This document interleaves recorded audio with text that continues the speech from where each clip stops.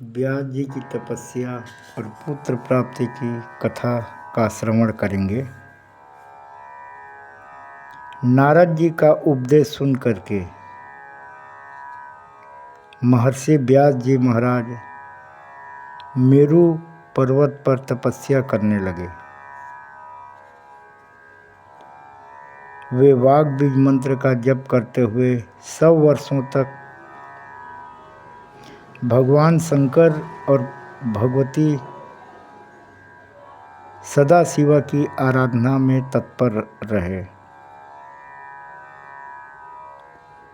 उनकी इस उग्र तपस्या से इंद्रदेव भयभीत हो गए। उन्होंने भगवान शंकर से व्यास जी की तपस्या का कारण पूछा। इंद्र जो है भगवान शंकर जी से व्यास जी की तपस्या करने का कारण पूछा। तब भगवान शंकर जी ने इंद्र से कहा कि व्यास जी पुत्र प्राप्ति के लिए तपस्या कर रहे हैं। मैं इन्हें कल्याणकारी पुत्र प्रदान करूंगा। इंद्र से ऐसा कह करके भगवान शंकर व्यास जी के पास गए और उन्हें पुत्र प्राप्ति का वरदान दिया। इसके बाद व्यास जी अपने आश्रम में आकर के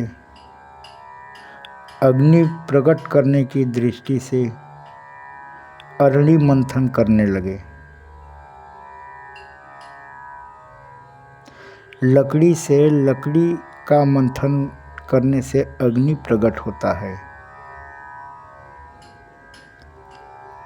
उसी को अरणि कहते हैं। अरणि से प्रकटित अग्नि को देख करके व्यास जी के मन में पुत्र उत्पत्ति का भाव आया, परंतु वे विचार करने लगे कि मुझे पत्नी तो है, मेरी पत्नी तो है नहीं, मेरी पत्नी नहीं है तथा स्त्री तो सदा बंधन की कारण ही बनी रहती है, इसलिए गृहस्थ होने की मुझ में प्रवृत्ति भी नहीं है। उसी समय उन्हें धृताची नामक एक अप्सरा दिखाई दी। उस अप्सरा को देखकर मुनि के हृदय में काम भाव का संचार हो गया और एकाएक उनका तेज उस अरणि पर गिर गया। धृताची अप्सरा साप के भय से भयभीत होकर के सुकी का रूप धारण करके उड़ गई, तोते का रूप धारण करके उड़ गई। जब अप्सरा ने देखा कि मुझे देख करके ऋषि का वीर्य जो है गिर गया, अब ऋषि मुझे शाप देंगे, ये भय से वह अप्सरा जो है तोते का रूप धारण करके उड़ गई। उसी अरणि से ही भगवान शिव के वरदान स्वरूप परम तेजस्वी सुखदेव जी का जन्म हुआ।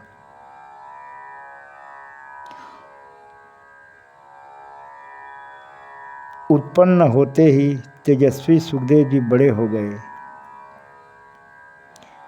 व्यास जी ने उनके उपनयन संस्कार तक के सभी संस्कार कर दिए।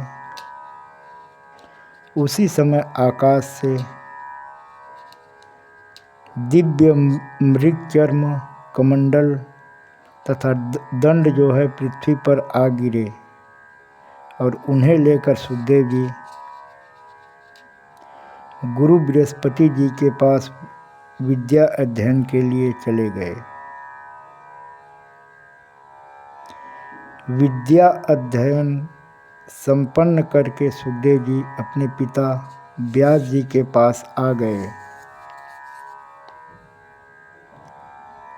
अपने पुत्र को देख करके व्यास जी अत्यंत प्रसन्न हुए तथा विवाह करने का प्रस्ताव रखा और कहा कि पुत्र, गृहस्थ आश्रम में रह करके देवताओं और पितरों का यजन करो। परंतु विरक्त सुखदेव जी ने इसे स्वीकार न करते हुए कहा कि पिताजी, पुत्र कलत्र के बंधन में फंसा हुआ प्राणी कभी भी बंधन मुक्त नहीं हो पाता। इस संसार में आत्मज्ञान को छोड़कर के कौन सा सुख है? आत्मज्ञान जिसको प्राप्त हो जाता है तो इस ज्ञान से बढ़कर कोई दूसरा सुख नहीं होता। परम दुर्लभ मानव शरीर को पा करके तथा वेद शास्त्रों का अध्ययन करके भी यदि मनुष्य इस संसार में बंधता है तो दूसरा भला कौन बंधन मुक्त हो सकता है? विद्या तो वही है जो शीघ्र ही भव बंधन से मुक्त कर दे। व्यास जी ने सुखदेव जी को समझाने का बहुत प्रयास किया और कहा कि जो मन से बंधन मुक्त है तथा जो न्याय मार्ग से धन उपार्जन करता है, शास्त्रोक्त कर्मों का विधिवत संपादन करता है, पितृ श्राद्ध आदि यज्ञ करता है, सर्वदा सत्य बोलता है तथा पवित्र रहता है, वह गृहस्थ में रहते हुए भी मुक्त हो जाता है। किंतु व्यास जी की इन बातों से सुखदेव जी प्रभावित नहीं हुए और उन्होंने कहा कि हे पवित्रात्मन, इस कर्म भूमि में मनुष्य जन्म अति दुर्लभ है। आप मुझे ऐसा ज्ञान दीजिए जिससे मैं गर्भवास जनित महान भय से मुक्त हो जाऊं, मुझे गर्भ में आना न पड़े, ऐसा ज्ञान दें। सुखदेव जी की यह प्रवृत्ति देखकर व्यास जी ने कहा, हे पुत्र, मेरे द्वारा रचित श्रीमद् देवी भागवत पुराण को तुम पढ़ो, जिससे सुनने मात्र से सत और असत वस्तुओं का यथार्थ ज्ञान हो जाता है। सर्वप्रथम आधे श्लोक में इस पुराण का ज्ञान भगवती पराशक्ति ने भगवान विष्णु को देते हुए कहा, यह सारा जगत मैं ही हूँ, मेरे सिवा दूसरी कोई अविनाशी वस्तु है ही नहीं। भगवान विष्णु से यह ज्ञान ब्रह्मा जी को मिला और ब्रह्मा जी ने इसे नारद जी को बताया तथा नारद जी से यह मुझे प्राप्त हुआ है। फिर मैंने इसकी 12 स्कंधों में व्याख्या की है। व्यास जी के कहने पर सुखदेव जी ने श्रीमद् देवी भागवत पुराण का अध्ययन तो किया, परंतु उन्हें शांति नहीं मिल सकी। सुखदेव जी को चिंतित देख करके व्यास जी ने कहा कि पुत्र, यदि मेरे उपदेश से तुम्हें शांति नहीं मिलती तो राजा जनक के पास मिथिलापुरी चले जाओ। वे राजर्षि जीवन मुक्त ब्रह्म ज्ञान का चिंतन करने वाले शांत चित्त एवं पवित्र आत्मा हैं। वे जल में कमल पत्र की भांति संसार में रहते हैं, घर में रहकर भी मुक्त हैं। व्यास जी का वचन सुनकर सुखदेव जी मिथिलापुरी जाने के लिए उत्सुक हो गए। पिता को प्रणाम करके तथा उनकी प्रदक्षिणा करके सुखदेव जी 2 वर्षों में मेरू पर्वत और 1 वर्ष में हिमालय पर्वत को पार करके मिथिलापुरी पहुंच गए। वहाँ की ऐश्वर्य संपदा को उन्होंने देखा। यद्यपि द्वारपाल ने पहले उन्हें रोका, परंतु उनकी वार्ता से प्रभावित होकर द्वारपाल सुखदेव जी को एक अत्यंत रमणीय कक्ष में प्रवेश कराया। सुखदेव जी के आने का समाचार सुनकर के महाराज जनक ने उनका स्वागत सत्कार कर आगमन का प्रयोजन पूछा। सुखदेव जी ने कहा, संशय युक्त चित्त वाला समझ करके मेरे पिताजी ने मुझे आपके पास भेजा है। हे राजेंद्र, मैं मोक्ष का अभिलाषी हूँ। तपस्या, तीर्थ, व्रत, यज्ञ, स्वाध्याय और ज्ञान, इनमें से जो मोक्ष का साक्षात साधन हो वह मुझे बताएं। तब जनक जी बोले, मोक्ष मार्गावलंबी व्यक्ति को यह उचित है कि वह अध्ययन समाप्त करने के बाद विवाह करके पत्नी के साथ गृहस्थ आश्रम में रहते हुए न्यायोपार्जित धन से सर्वदा संतुष्ट रह करके किसी से कोई आशा न रखें, पापों से बचते हुए सत्य वचन बोलें और मन वचन कर्म से सदा पवित्र रहें।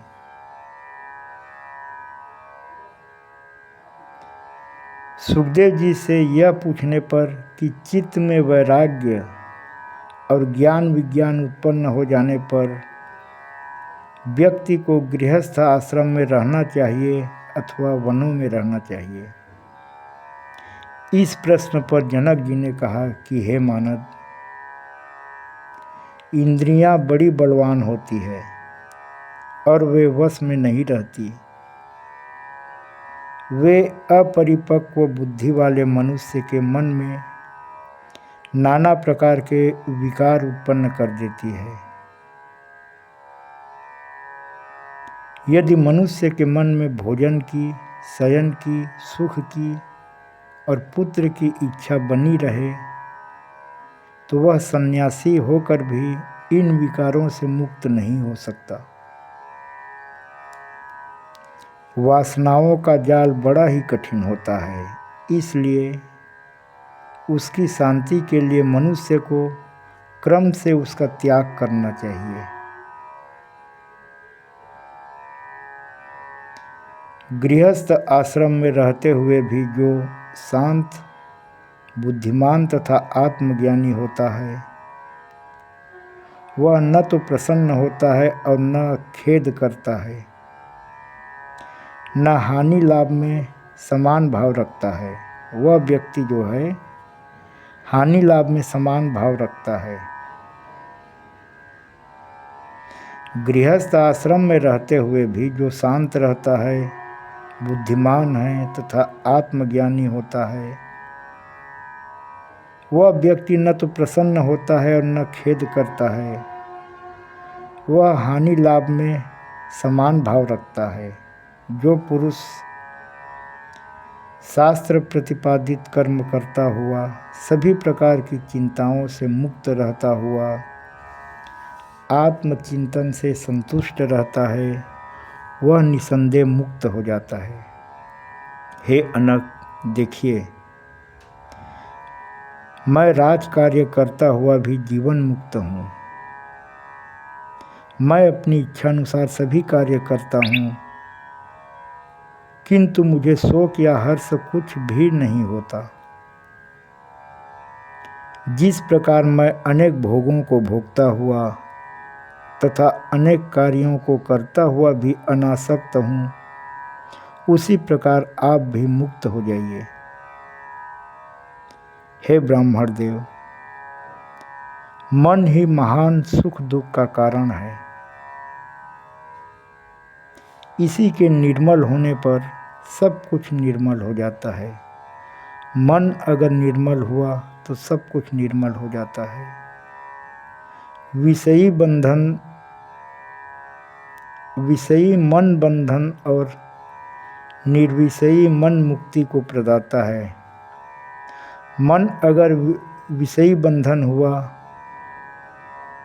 मन अगर निर्विषय हुआ,